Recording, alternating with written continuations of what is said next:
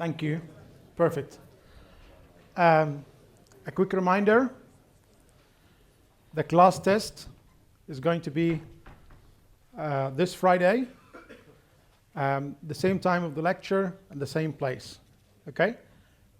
Unless you have some special arrangement for the test. Otherwise, the class test will be the same time of the lecture, Friday's lecture, the same place. Today, if you have any questions about the class test, just ask me straight away, right away after the lecture. I'll be around, so I'm happy to answer any questions you may have, and if we have time at the end of the lecture, I'll give you the chance to ask your questions as well, okay? And of course, from today till Monday, please, if you have any questions, send me an email. Okay, today's lecture we will start talking about the labor market. So far we've been talking about what's happening in the short run.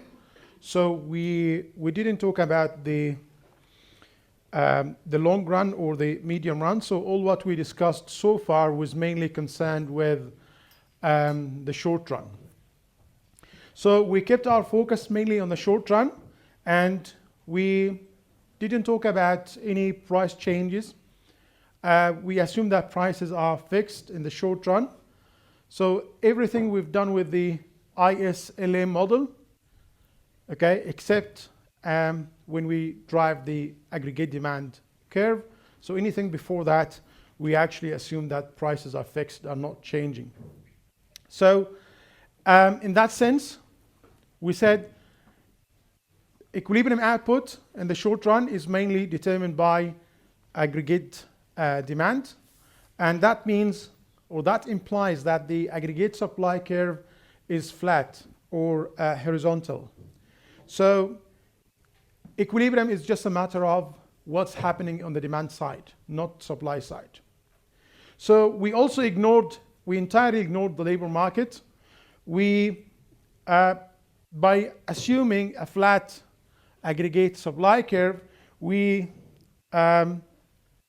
make the assumption that the labor market will satisfy any level of output demanded. So if firms want to expand their output or want to make any changes, then to respond to aggregate demand, then this will be satisfied by the labor market, so there will be no problem about that.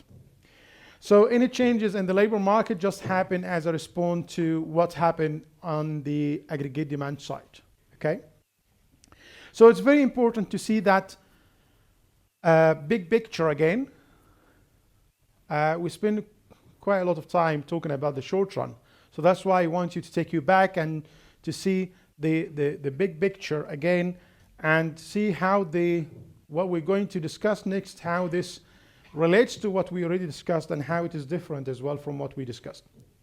So in the short run, maybe firms, they're not willing to, or they don't want to change the prices, or they want to keep prices fixed. They want to, maybe because they have contracts, so that maybe they can't actually do it. Until a certain period of time, maybe after that they will revise their prices.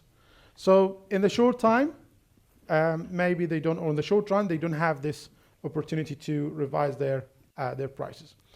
So what does that mean? Well, if you think about wages as well, in the same sense, when you sign a contract, your contract states your wage.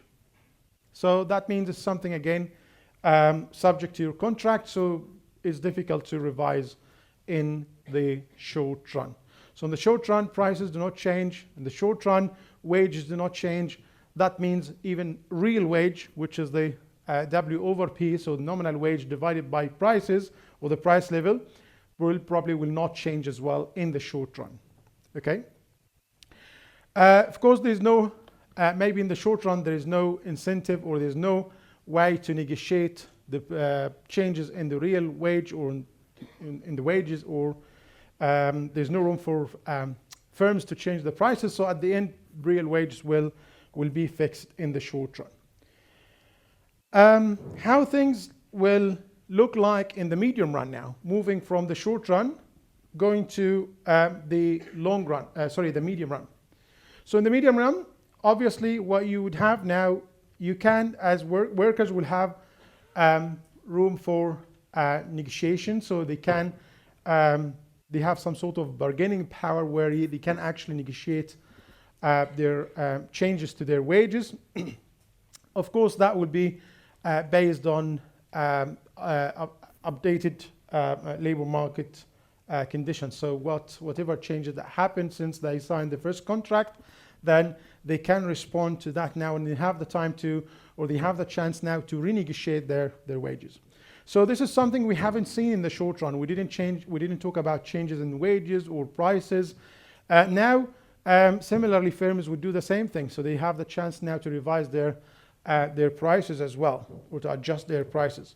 So basically, if workers ask for higher wages, then obviously you would imagine that firms will adjust their prices as well to maintain the same level of profits.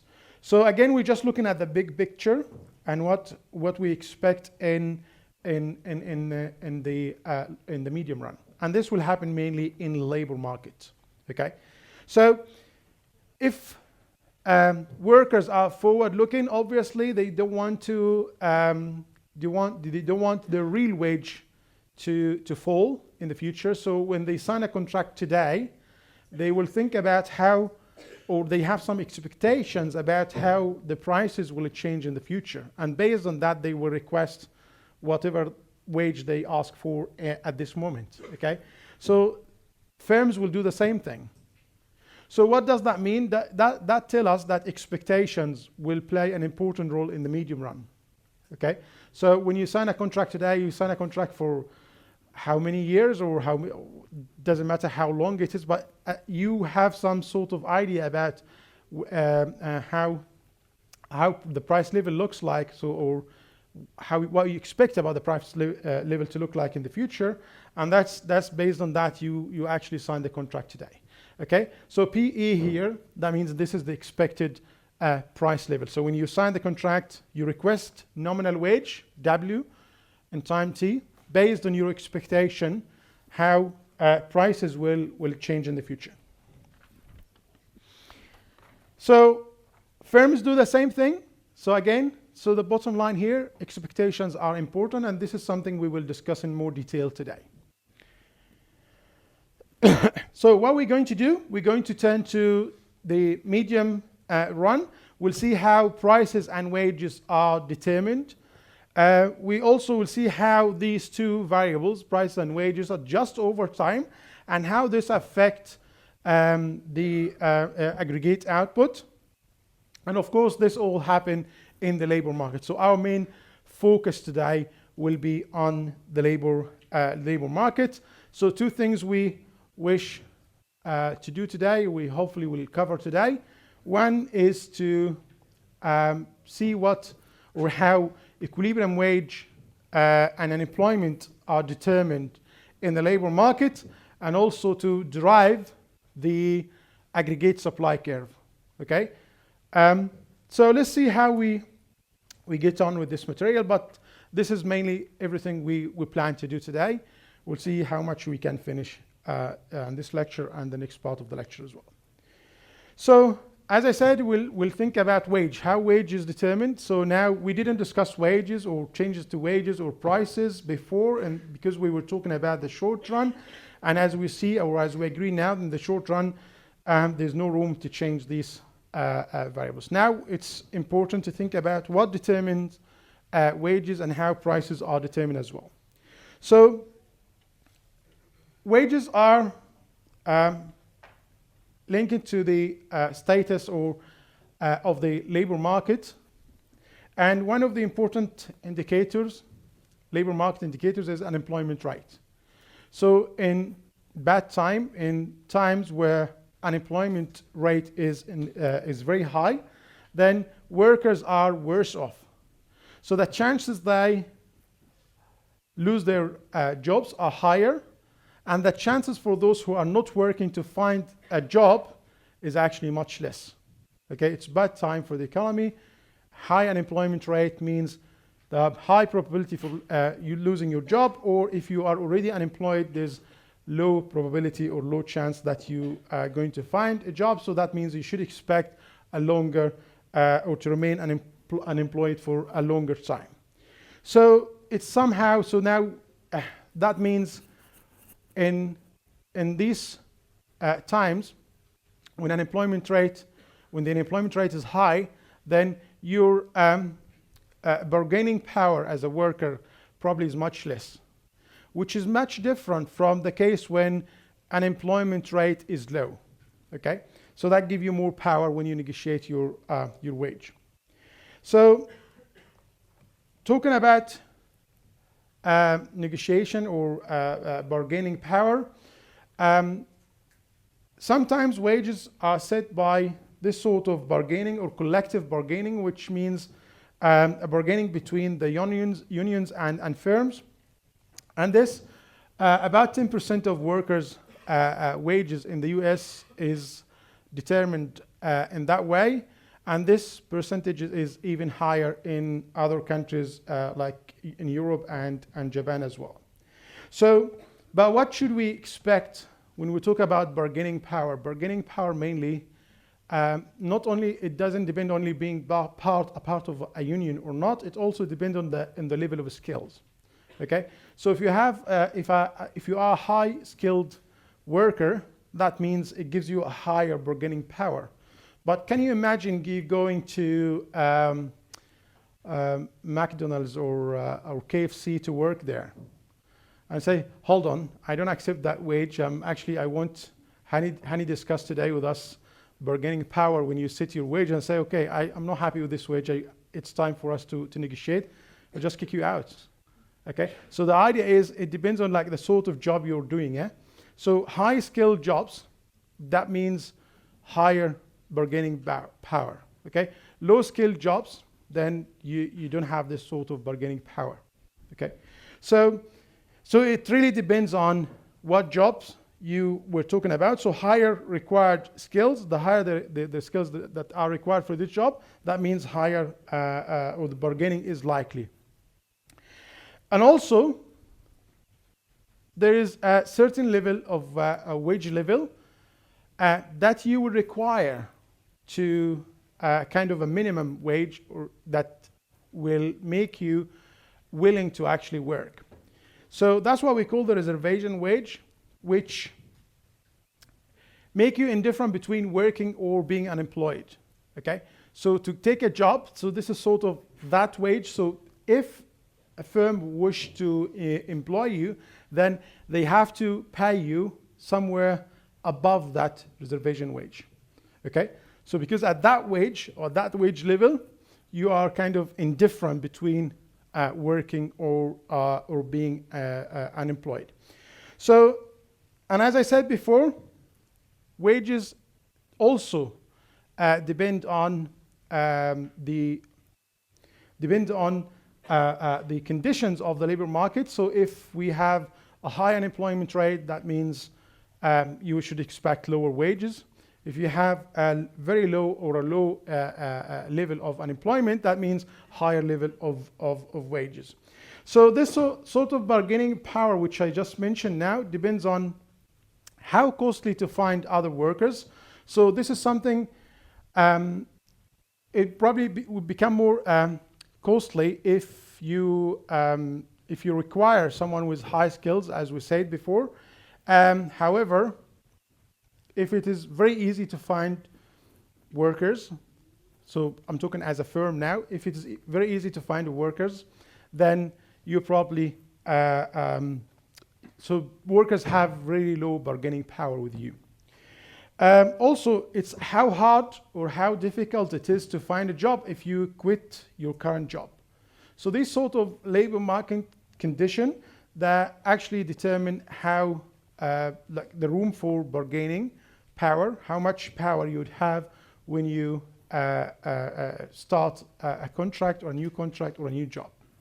Or even when you ask for a pay increase if you want to stay in your job. So it depends on really what sort of bargaining power, how much bargaining power you have.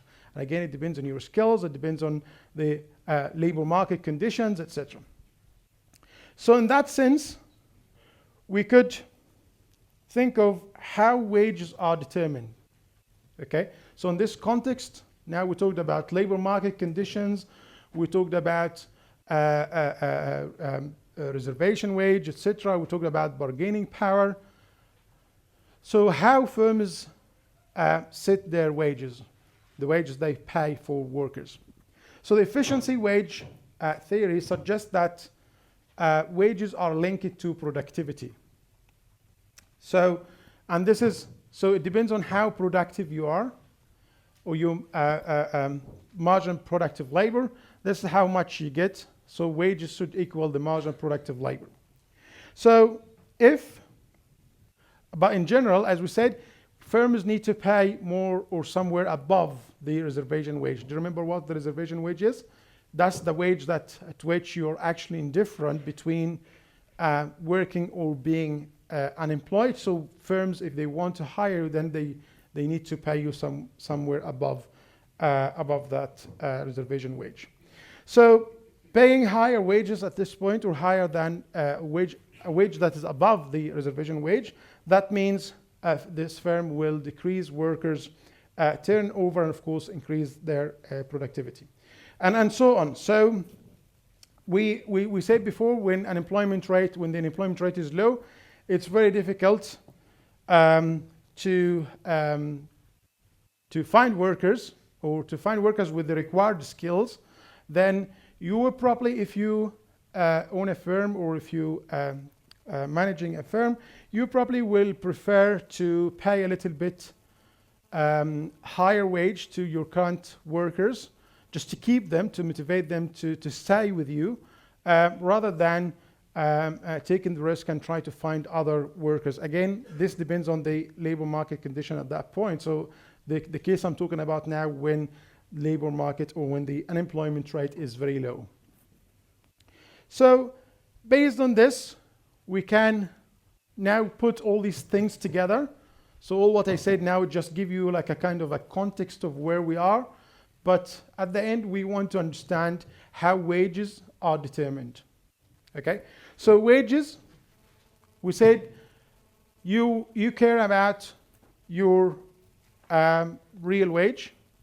So when you set your nominal wage, when you enter in a contract, or when you sign a contract, you're thinking, or you're considering, of course, in your contract, there'll be the nominal wage, W.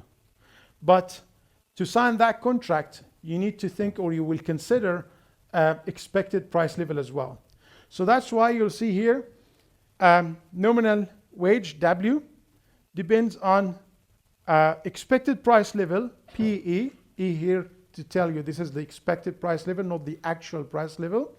Because when you sign the contract, you don't know, you're not actually observing the price level in the future. You just have some expectation about how the price level will look like in the future.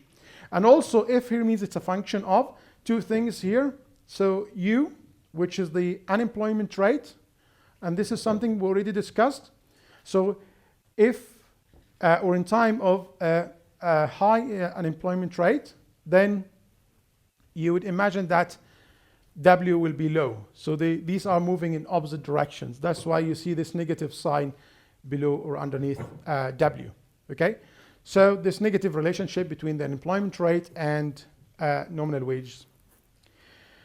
Z here, or Z here, is catch-all variable that again that talks about, or that capture all what I talked about, these sort of conditions, or how the labor market functions as well. So, for example, like employment benefits. Okay, so unemployment benefits. High unemployment benefits means people will actually expect higher wages to work. Okay, so that will raise up, will increase their reservation wage. Okay, so that means to work, you will actually ask for a higher wage. So this sort of positive relationship.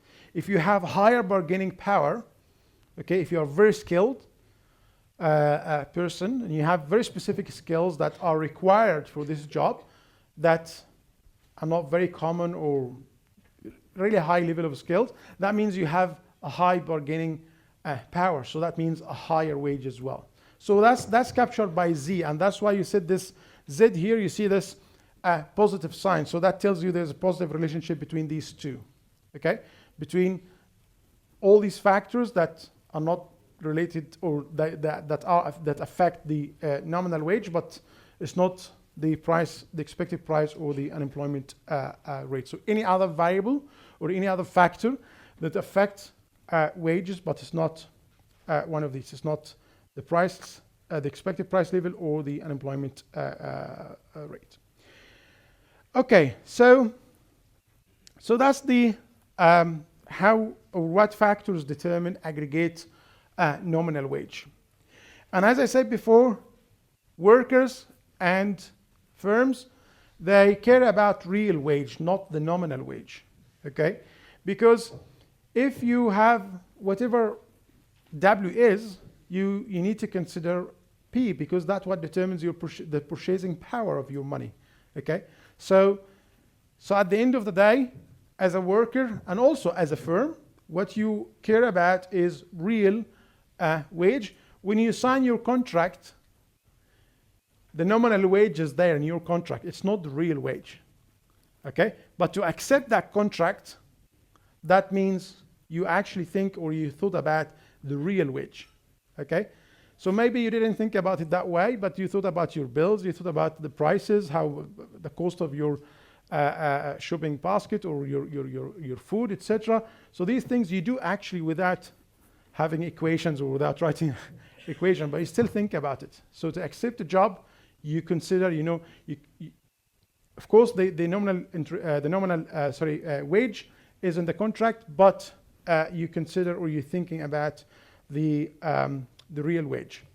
And of course, the real wage, because you don't know the prices in the future, the price level, so it's mainly depends on the expected price level, not the actual price level.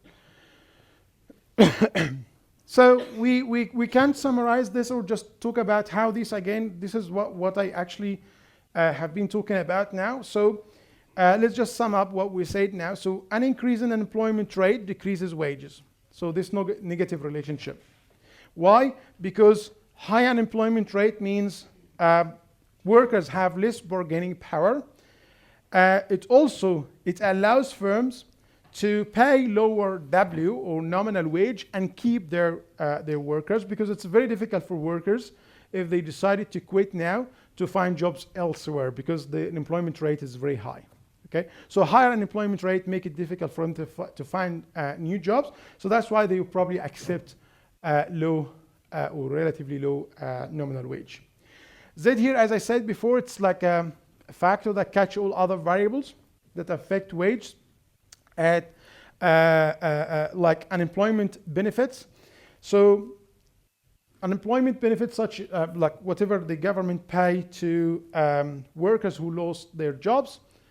Again, if you have a higher or high unemployment benefit, that means the wage has to increase, the nominal wage has to increase if they want to attract workers. Also, there's another example here, employment protection. So how expensive it is to fire a worker or to lay off workers. Okay, is it difficult or is it easy to do so? So how much workers are protected, okay, against being fired or so. So this is what we call the market, labor market rigidity, how rigid or how flexible the labor market is. So that's more to do with the labor market regulations. So if it is flexible, if it is easy for firms to lay off workers, so that means it's less level or lower level of employment protection. But if it is high or is difficult for firms to lay off workers, so that means the workers in this country enjoy a high level of employment protection, and that, of course, that has implication to nominal wage, as we explained before. Okay, so this is one side. So wages, how they are determined. So we thought about expected price level, PE, and unemployment rate. This is negative relationship. So high unemployment means low wage, low nominal wage, or low unemployment rate means a high nominal wage. So it's negative relationship. And we added Z, so that's related to the labor market conditions. Okay, on the other side, prices, because we've been talking about how wages are determined, but we still need to know how prices are determined, how firms decide how much they charge for their products. So how prices are determined. So obviously, for firms, when they set their prices, they think of their costs. Okay, how much a given amount of output will cost them, and that's related to the production function. Okay, and the production function here, it's a relationship between inputs and output. Okay, and for simplicity, to make things simple, we'll assume that we have a very simple production function where y, which is the output here, depends on only labor. So we have only one input in this production function, which is in here. So in here is the employment. A here is the labor productivity or output per worker. Okay. So again, what we're trying to do here, we're trying to understand how firms set their prices. Their prices depends on the cost, and the cost depends on the production function they have. Okay, so that's why we're looking at the production function. And also we will simplify this even further by assuming that A here, or labor productivity, is constant. So we'll assume that A here equal 1, which leave us with Y output equal N, that's the employment, okay? Which means if you want to increase output by 1 unit, that means you need to increase employment by 1 unit too, okay? So in that sense, okay, the marginal cost from microeconomics, you should understand what marginal cost means. So this is the cost of this additional or the extra unit of output, okay, equal the wage. Because now remember, so the sort of output, the sort of production function here we have depends only on employment, and we assume that A equal 1. So that means 1 to 1. So if you want to increase output by 1 unit, you need to increase employment by 1 unit, which means you need to employ 1 more worker. Okay, and how much you pay to those to the additional worker is W. That's the nominal wage. So in that case, the marginal cost, or the cost of producing an extra or additional unit of output, equal the wage level. So why we are here, why we are looking at this, because we want to know how firms set their prices. Okay, so basically what they will do, they usually set their prices with a markup over the cost. So if the cost here is W, then the price will equal 1 plus M. M here is the markup times the cost, which is the wages. Okay, so from here now we can have this relationship between the price and wage, and we could also use this to get an expression of real wage. Real wage here is W over P. So to sum up now, let's look at what we did before, wage setters. So how wages are determined, we already know that now, so there's nothing new here. So wage depends on expected price level, PE, and then employment rate, and Z. So for now, later we'll relax this assumption. For now, let's assume that W depends on the price level, the actual price level, not the expected price level. So basically what I did here, I assume that P equal PE. So the same, they are the same. So wages depend on the price level, the actual price level. So why I'm doing this? Because I want to get an expression of real wage. Remember what we said before? We said workers and firms, what do they care about? Do they care about nominal wage or more about real wage? So that's what we after now. We want to look at the real wage.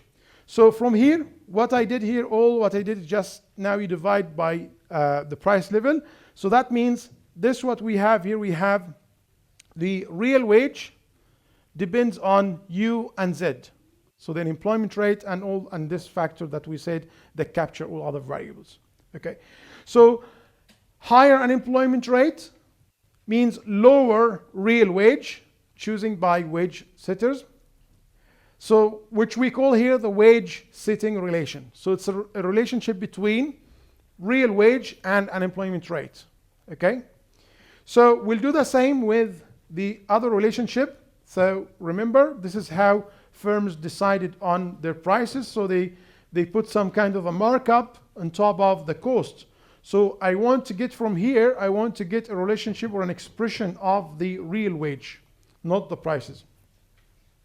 So to do this, so this is what we did before. So this prices equal 1 plus M. This is the markup times the cost. Now, all what you need to do here is to divide by W. This will give us P over W equals 1 plus M. But what I want is W over P. I don't want P over W. I want the real wage. Real wage is W over P. So what you need to do is just to invert both sides or flip both sides. That will give you what you're after here. So W over P, this is the real wage, equal 1 over 1 plus M. So this is kind of the price setting decision. And here, this is the wage setting decision. So W over P, and this is again W over P. See, so from the wage setting side, so that depends on the unemployment rate and Z. And from the price side, that depends on 1 over 1 plus M, and M here is the markup. Okay? So remember when we said here, firms usually set their prices according to some markup, which we called M. So some markup over the costs. So from here we can find at the equilibrium real wage, where these two meet together. So again, look at what we have here. We have from the price setting relation here, this is the W over P equal 1 over 1 plus M. From the wage setting relation, so we have W over P, or real wage depends on the unemployment rate and the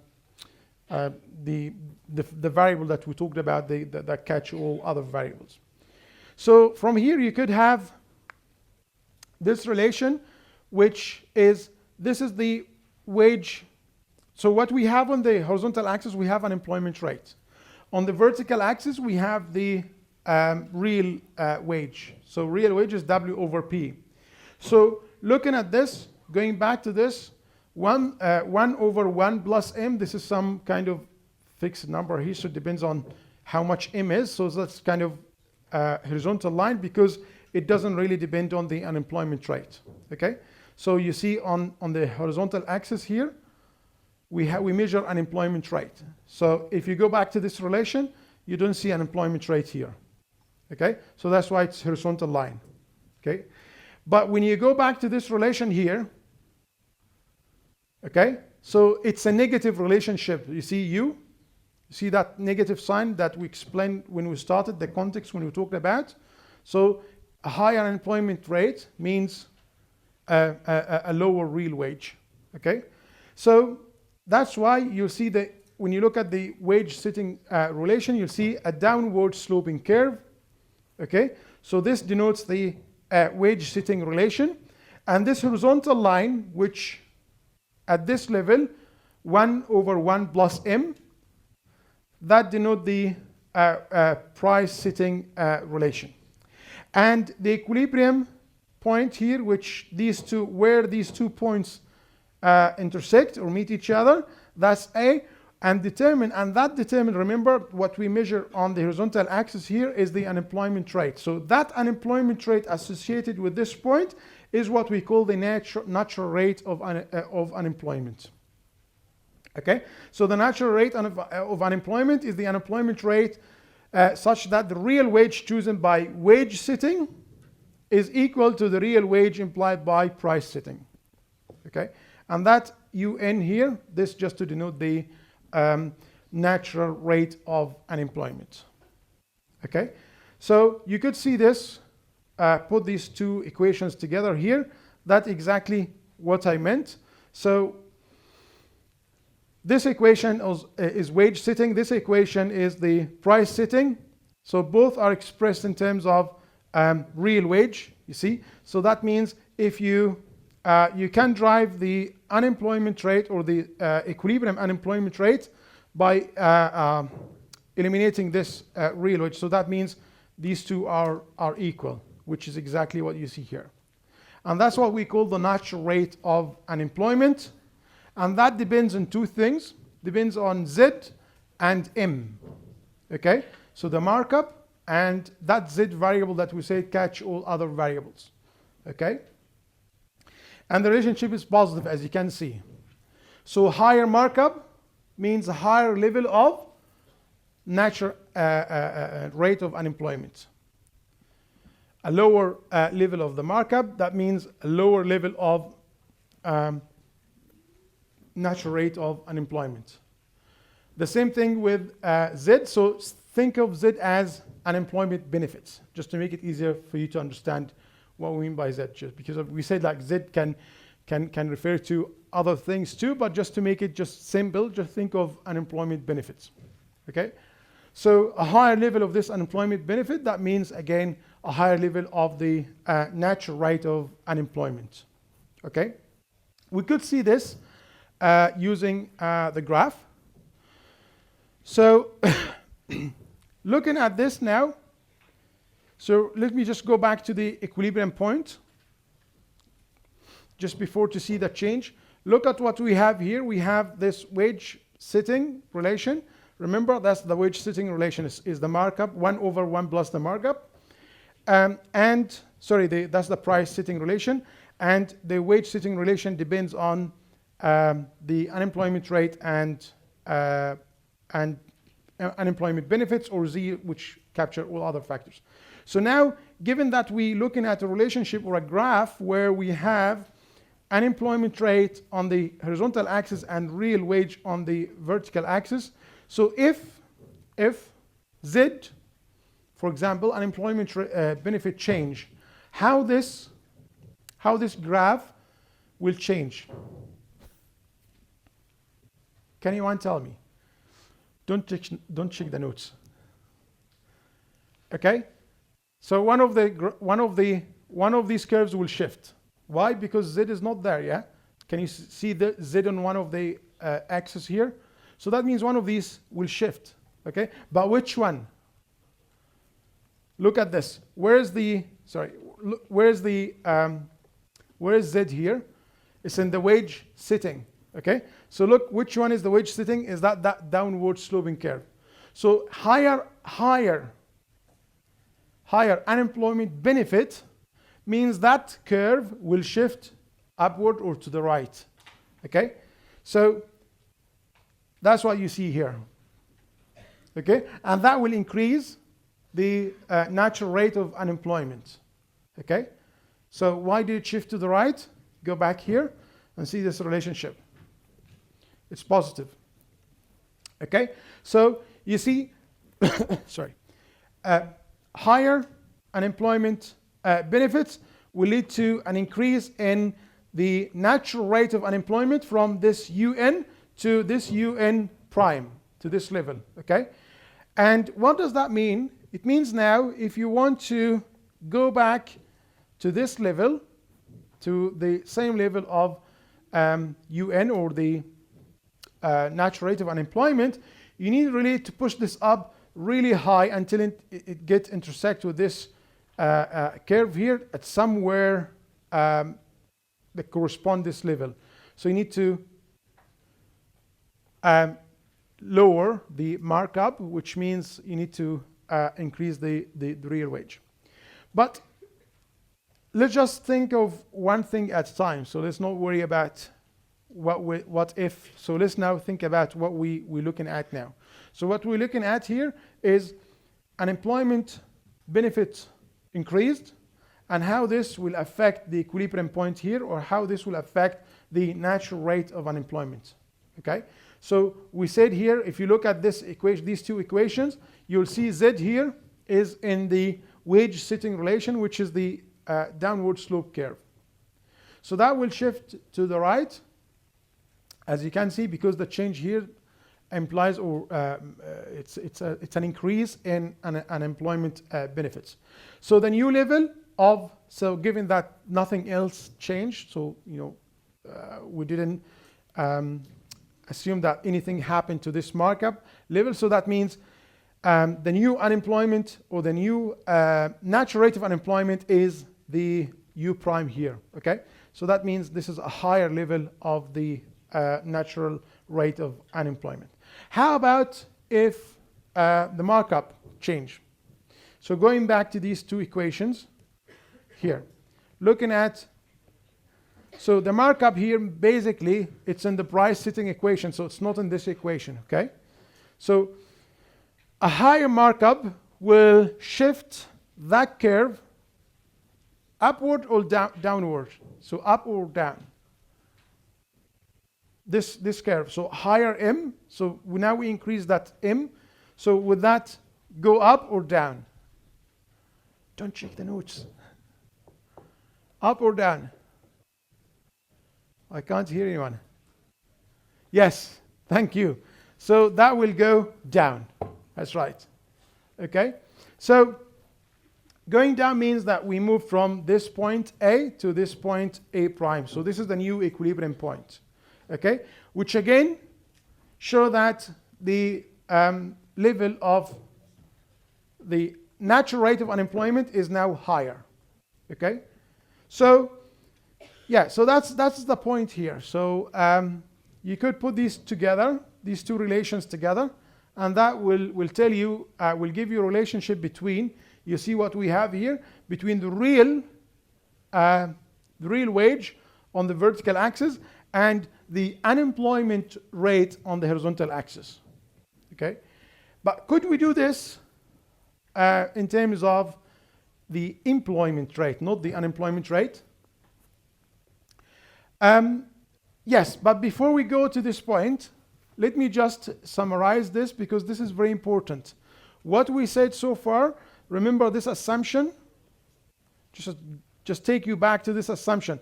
We assume that the nominal wage depend on the price, the actual price, rather than the expected price level. Okay, so this is something we will relax in the next half of the lecture. We'll think about, okay, so what would happen now when the actual prices are not exactly the same, or they're not equal to the expected price level. But what we assume now is, okay, so both are equal, and this is something in the short run might not be true. So actual prices, or the actual price level, doesn't have to be exactly the same as the expected price level when the nominal wages were set. So that means the actual, or the unemployment rate in the short run doesn't have to be the natural rate of unemployment. It doesn't have to be this level. Okay, so again, because what we saw here is based on the assumption that both are the same. The actual price level is exactly the same as the expected price level. But in the short run, it doesn't have to be the case. So that means the unemployment rate, or the current unemployment rate in the short run, doesn't have to be the natural rate of unemployment. It could be below or above this level. But in the medium run, output tends to return to the natural level. The reason is because expectations are unlikely to be wrong all the time. Okay, so there's this side, the workers will correct their expectations in terms of the prices, and then they will get it right eventually. Okay, so that's what we care about now, is the real wage, and how this is related to now. We're going to think about, rather than looking at this from a relationship between the real wage and unemployment rate, we're actually going to think of the labor market as any other market where there's a product and this product has a price. So we think about employment. But before we do this, I'm just going to show you how we can show the same on the same graph. So in this graph,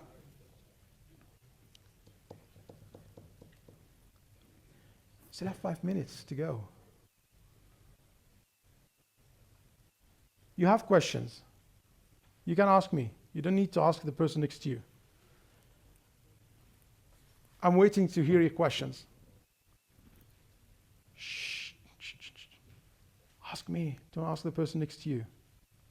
Any questions, guys?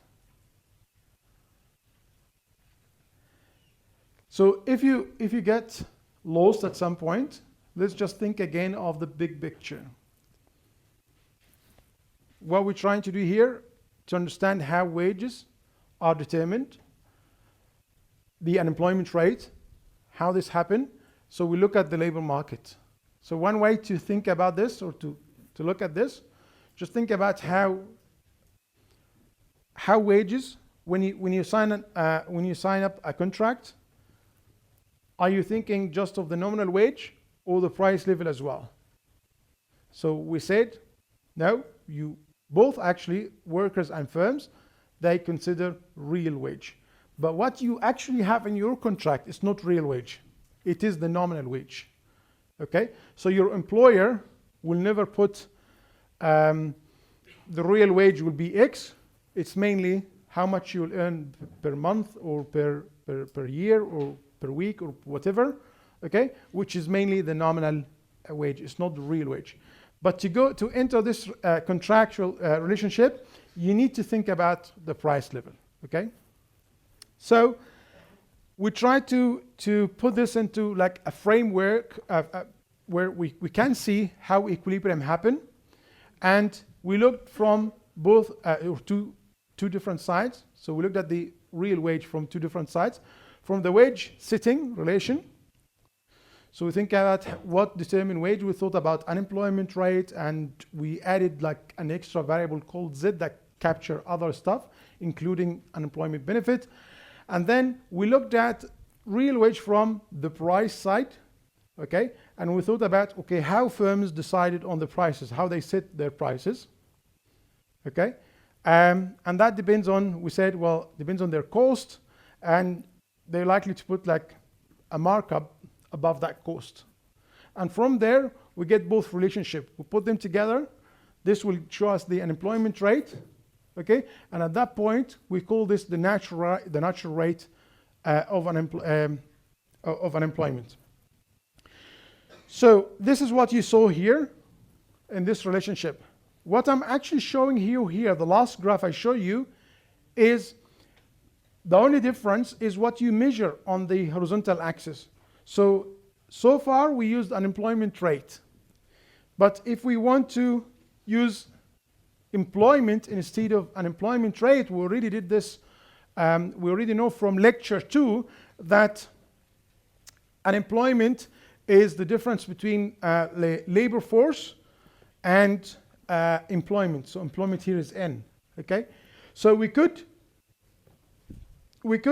follow the same framework, but in this case, the wage setting relation will be upward sloping, not downward sloping. Okay, so it's different. So it's exactly the same what we saw here, but the difference now that the wage setting relation is upward, because this one was related to unemployment. Okay, so a higher unemployment rate means a lower wage, but here a higher employment, okay, means a higher wage. So this is positive relationship. So that's why you see that curve is upward sloping curve. What I'm going to do in the next part of the lecture I'm going to think about, I'm going to do the same thing, but now I'm going to think about labor market as any other market. There is a product and it has price, and equilibrium is determined by demand and supply, and then we'll take it from there to drive the aggregate supply curve. I'll see you next lecture.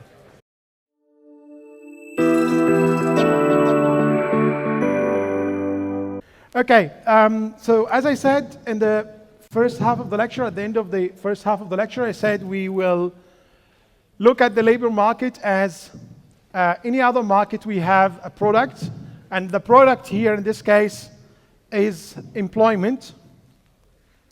And the price of this product will be the nominal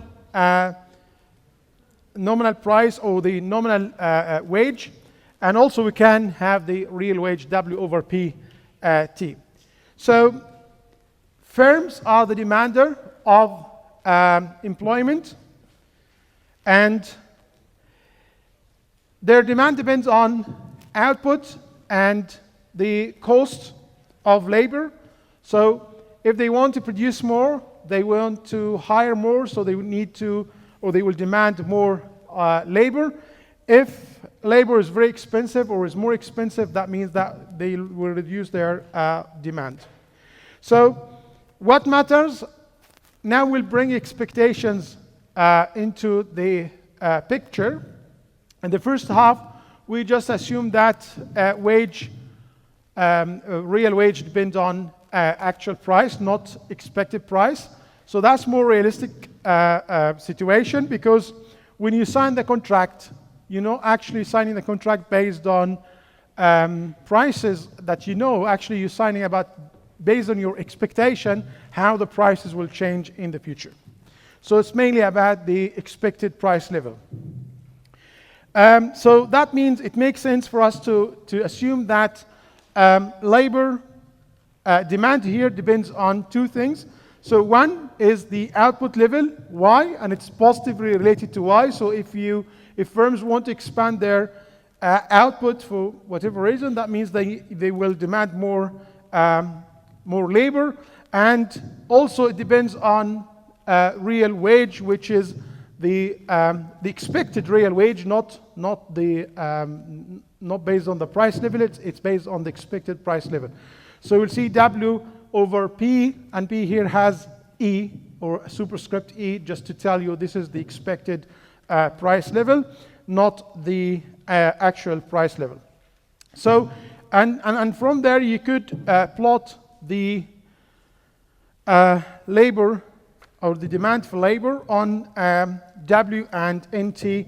So we have on the vertical axis, so if we have here on the horizontal axis, we have employment, N, and we have on the vertical axis W, wages. So we can imagine that this is a negative relationship, so kind of downward slope curve. So this is the demand for labor. And remember, so demand for labor here, or labor demand, depends on two things.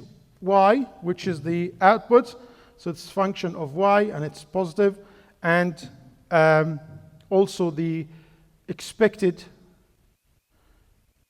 real wage, and that is negatively related. So if, for example, here Y change, okay, so you see Y is not on any of these axes. So we have here employment, we have here nominal wage. So for example, let's say Y increased, how this is going to affect the demand for labor, or labor demand. This will shift to the right because it's positively related. So that means the whole demand curve will shift to the right. Okay, so that shift right. If, let's say, for example, there's a change in expected prices, let's say we expect the prices will change. How this is going to affect this? That means higher price level, or expected price level. That means lower real expected real wage. That means higher, because it's negative relationship. So that means the demand curve will also shift to the right. Okay, so this is the first relationship looking at the demand for labor. In a similar fashion, we could look at labor supply. So we said, okay, firms are the demander of labor. On the other side, households are the suppliers of labor. And households, when they supply, when they provide labor, they think of, as we said in the first half of the lecture, they consider the real wage. And to be more specific, because we bring contracts into the picture now. So when you sign the contract, you basically signing that contract based on your expectation about the prices, so expected price level, not the actual price level.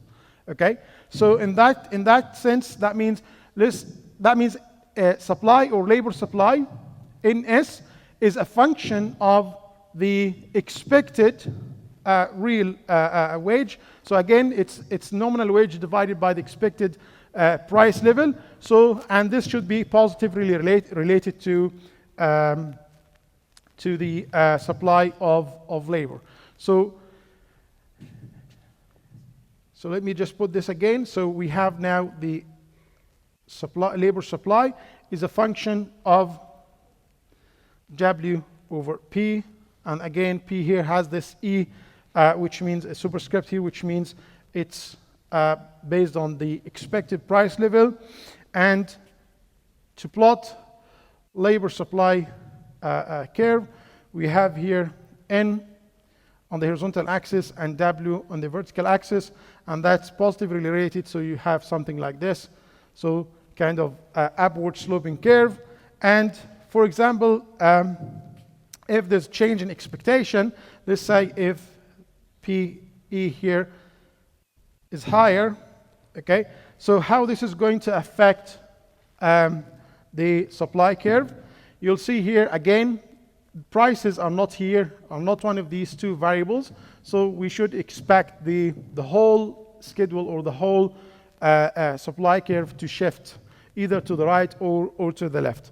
So based in this case now, so the prices, the expected price level increased, okay? So that means what this means to this, that means lower real wage, and that means the whole supply curve will shift to the left. Okay, so that means we'll move this side. Okay, so this is both sides of this relationship, and then as you can imagine now, we want to look at the equilibrium, and the equilibrium will bring both together, supply and demand.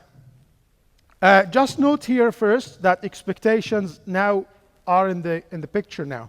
So in the first half of the lecture, we just ruled out this idea. We thought, okay, we know that wages are based on expected prices, but we just assume that they depend on prices, not expected price level.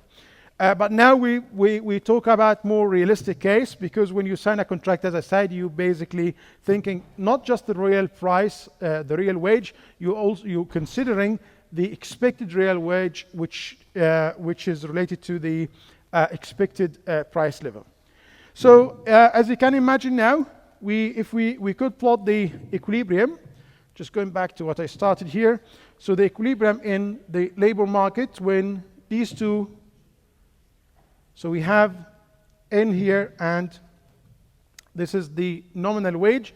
So you can have something like this. This is the supply, and this is the demand curve, and this here is the equilibrium point. So of course, equilibrium happen when supply equal demand, and that will be the nominal wage. And this in here, okay, which I give it like this star. So that in if prices, if the actual prices equal the expected prices, that means this one is the natural rate of employment. So that level in should be the natural rate of employment. Okay, what we discussed in the first part of the lecture, we talked about the natural rate of unemployment. Now, because we have N, or the employment on the axis, on the horizontal axis, so what we have here at the equilibrium is if the actual price is the same as the expected price level, that means what we're looking at here is the natural rate of employment. So now if this is the equilibrium, then what if this is not the case? What if the actual prices are not the same as expected price level? In this case, you should expect that if actual prices are, let's say, higher, okay? If prices are higher, that means the labor demand curve will shift. So this curve here, okay, will shift to the right, so it'll be somewhere here, okay? And that means, let me just plot that one. So if I call this N0, so now we found out that the actual prices tends to be higher or different, so it's higher from expected prices. So we said before this how prices enter that shift the demand curve to the right. So that means this whole demand schedule will shift to the right. And what we're going to have here is going to have a new point here where let's call this N prime. So this gap here between the natural rate of employment and the actual employment rate, this gap is filled by those who are looking for jobs. Okay? Just remember when this happened when the actual level is higher than the expected price level. That will shift the demand for labor to the right, and that means there will be some employment gap here, which will be filled by those who are looking for jobs. So, of course, you can think about the opposite case.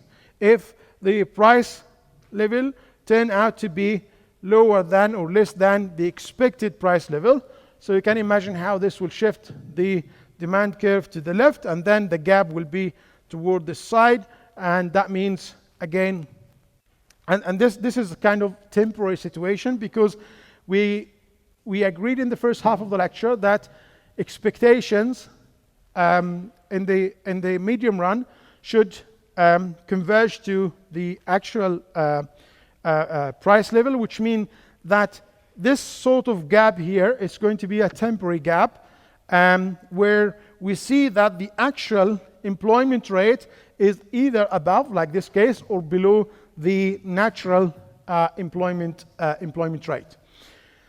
So this shouldn't affect money wage or the nominal wage, because we agreed that there are contracts, and in the short run, workers do not have room to renegotiate their wages. Okay, so what you see here is a kind of a gap that should disappear over time. Again, it's a temporary gap, again, because of this, because the price level or the actual price level is not the same, or was different from the expected price level.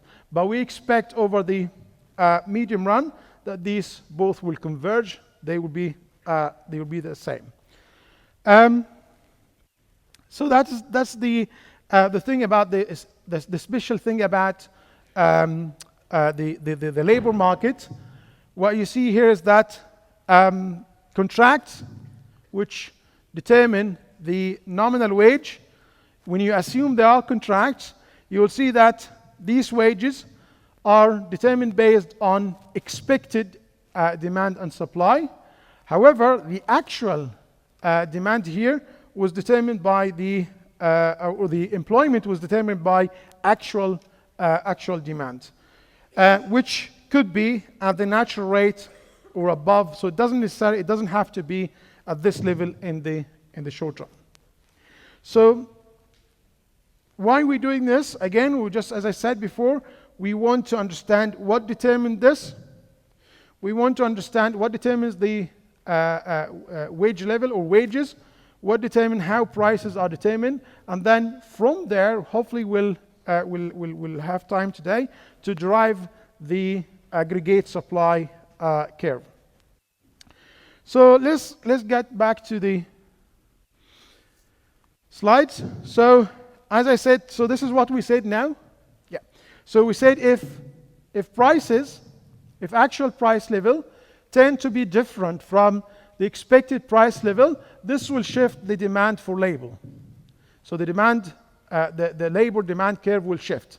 So for example, if the actual price turned out to be higher than the expected price level, that will shift the demand curve to the right, and that will result in an employment gap, which again will be, as we said, will be filled by those who were looking for jobs. And again, this is something temporary, so it could be below or above the natural rate of employment. In this case, when actual prices are higher than expected prices, we saw that it's actually above the natural rate of employment.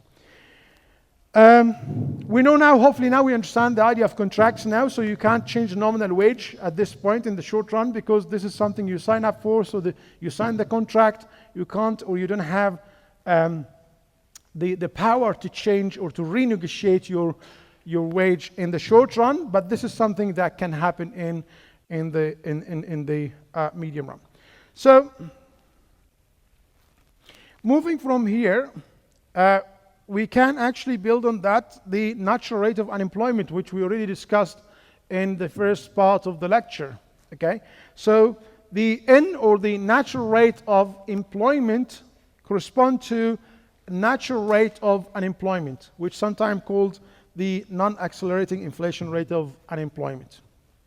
So that's the natural rate of unemployment, which is, again, it corresponds to what we found the equilibrium in the labor markets, looking at supply, the supply curve. When the supply curve meets the demand curve, that will tell us, or will give us the equilibrium point. And as I said, if the actual prices are the same as the expected price level, that means this level is the natural rate of employment, which at the same time will correspond to a natural rate of unemployment.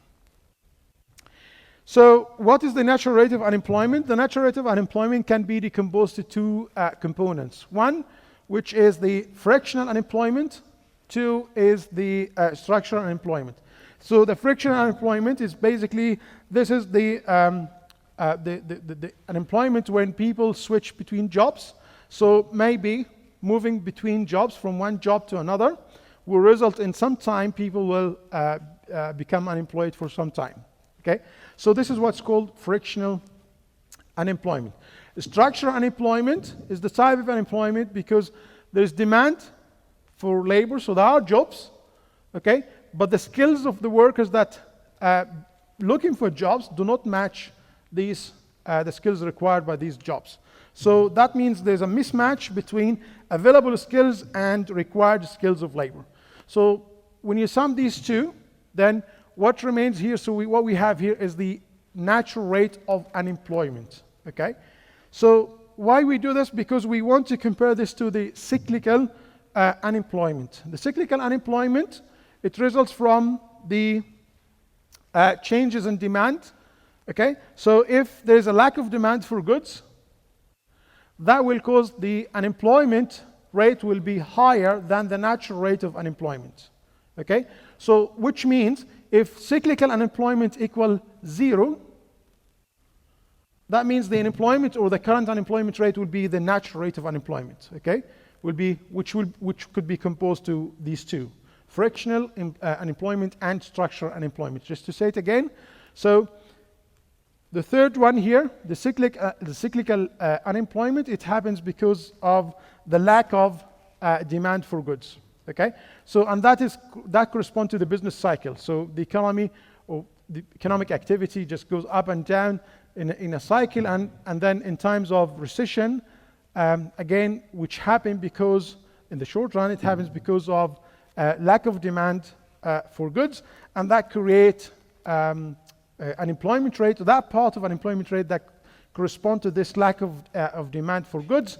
That's called cyclical unemployment, because once the economy recover, this cyclical unemployment should decline. Okay.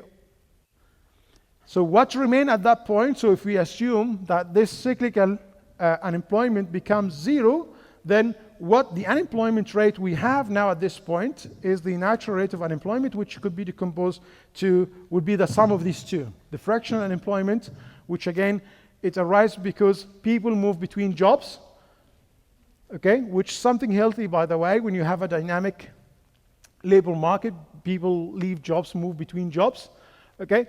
But between this or during this process, there's some time that people can stay out of work or looking for waiting to join the next job. So, and the structural unemployment based on the mismatch of skills between the skills available and the skills required for the jobs that are available. So that's the natural rate of unemployment, and that is also related to the full employment concept. So when we talk about full employment concept, so that means the unemployment rate is the natural rate of unemployment, which is the sum of fractional unemployment and structural unemployment, okay? So if an economy is running at this point where the unemployment rate is, or the cyclical unemployment is zero, that's called the, or we can say this economy is at the full employment or at the natural rate of unemployment, okay, which again, the sum of fractional and structural and unemployment. Okay, so what determines the natural rate of unemployment? We already discussed that, so I'm not going to spend much time on this point. What determines the natural rate of unemployment? We discussed that in the first half of the lecture, you remember? Not? You don't remember? Two things we discussed. Remember Z and Z, what is Z? Remember? So when we talk about benefits, when we talk about the markup that or the bargaining power, so these are all the factors that we discussed in the first lecture. So that's exactly what I mean here. So the first determinant of natural rate of unemployment is unemployment benefits, okay? So higher benefits, of course, encourage people to not go to work, to give up working. So very generous benefit system discourage people from working, okay? And that would increase the natural rate of unemployment because of the benefit system, okay? Of course, how this affects the equilibrium we see, the supply and demand. So if we have a very generous unemployment benefit, which means there's an increase in benefits, that will discourage more people or make more people not really interested in going to work, and that means the whole supply curve will shift to the left. Okay, so the supply curve will shift to the left, and that means a higher level of natural rate of unemployment. The other reason, which we discussed, which when we talk about the markup or how much firms have control over the markup. Okay, so if they have monopoly power, okay, or market power, so they can change that markup. So that means they can set the markup higher. Okay, so again, this will shift labor demand to the left, and then will lead to a higher natural unemployment rate. So what I'm trying to say here is that these two determinants, or these two factors that affect the natural rate of unemployment, are the factors that we discussed already in the first half of the lecture.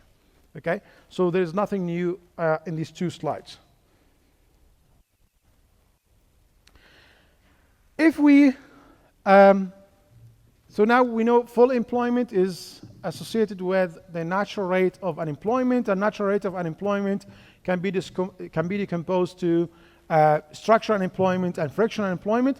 We also should know that if at this point full employment, or if we replace in the production function, if we replace n, remember in the first half of the lecture we said we have a production function y, which depends on only one input.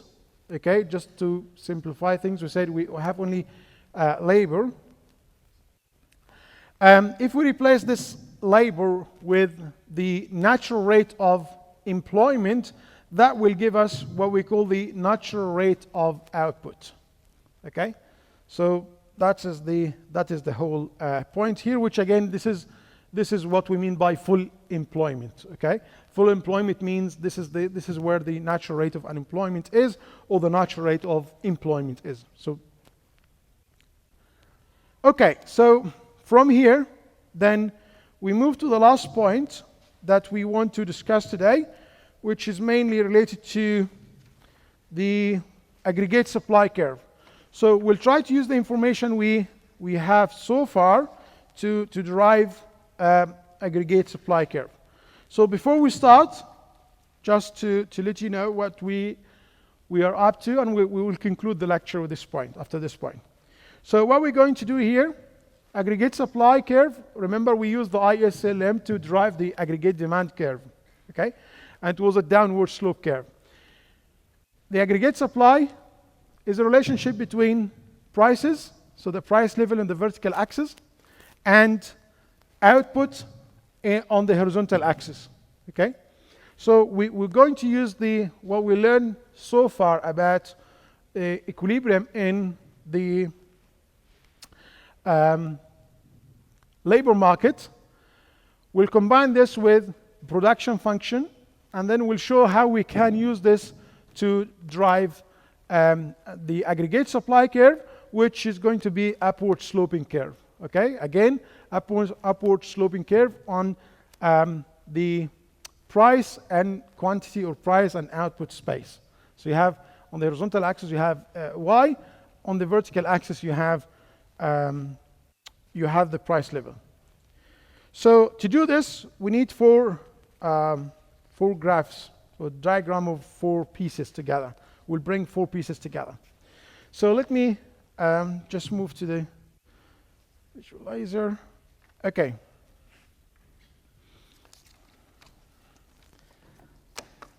So let's start with some initial equilibrium point.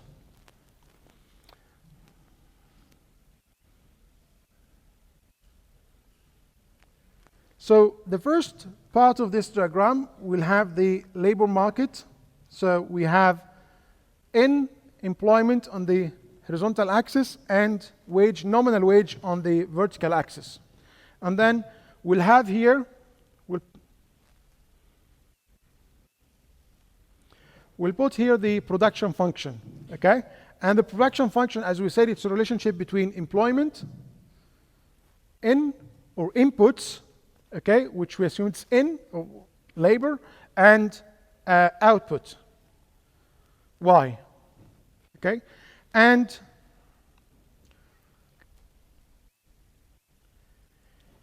here I'm going to use what we learned before about the 45-degree line. So I'm going to mirror this, so Y and Y. So if I do that, if that's the 45-degree line, so I can transfer whatever I have here on this vertical and this axis, which is going to be the same here, and I'm going to have this on this space where I have Y on the horizontal axis and the price level on the vertical axis. Okay, so I'm moving this way. So from the labor market here to this, and I'm going back to this. Okay. So let's now say or at a given price level, let's call it P0. Okay. There was some equilibrium point or equilibrium point in the labor market. So let's start. Let me just plot this first. Show you how, because we didn't do that before. So let me show you how the production function will look like. Something like that. Sorry. So this is y is a function of n. So let's say we were at some point, let's say this is the n level, 0, which correspond to this output level.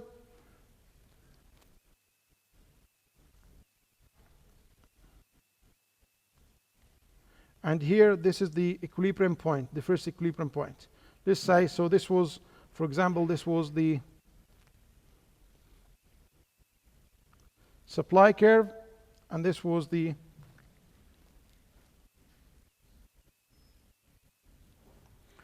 demand curve. So let's call this 0. So it's very easy to identify this point here because of this 45-degree line. So all what I need, just think of that as a mirror, okay? Just to reflect what we have in the vertical axis here, this level, okay? Just think of this as a mirror. You're just looking into a mirror, so it doesn't do more than that. So I'm just going to this level here. Why? Remember, any point on this 45-degree line is the point where these two are equal, so it's the same, okay? So as I said, it's kind of a mirror. So this is the y0. I'm just going to call it y0. And this point here, I can get this, or I can find this here, which is 0. So this point at this. So this is the first point on the aggregate supply curve.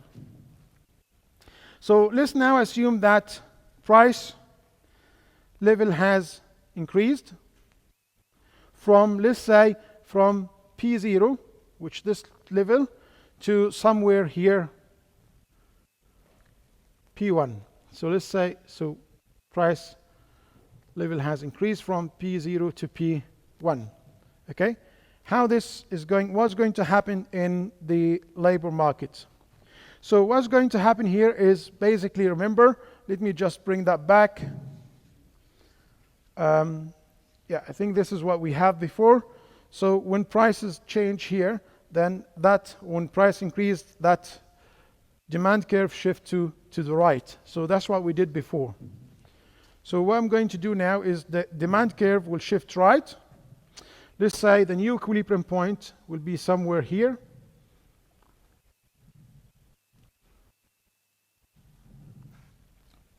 So this shift right, and now we have in D, let's call it 1.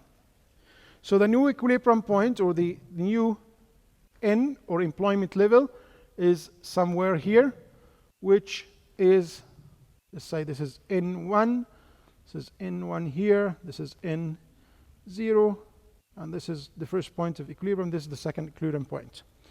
And that gives us the corresponding, this level Y1. At this level, I can easily look into the mirror. Remember, we look into a mirror here. We have that's Y1, which we can find here, which correspond to this P point here, or this price level. So this is Y1. You connect these 2 points, you have the aggregate supply curve. So I told you before we started, it's an upward sloping curve. And this is a relationship between, you have prices on the vertical axis and output level on the horizontal axis. Okay? And you could use this just to show why it is upward sloping curve. Okay? Is that clear? Okay. So, by the way, what we cover today is not part of your class test. So I received many of you already asked about that. So it's not part of the test. It's not part of the class test, not the exam. I'm not talking about the final exam. I'm talking about the test on Friday.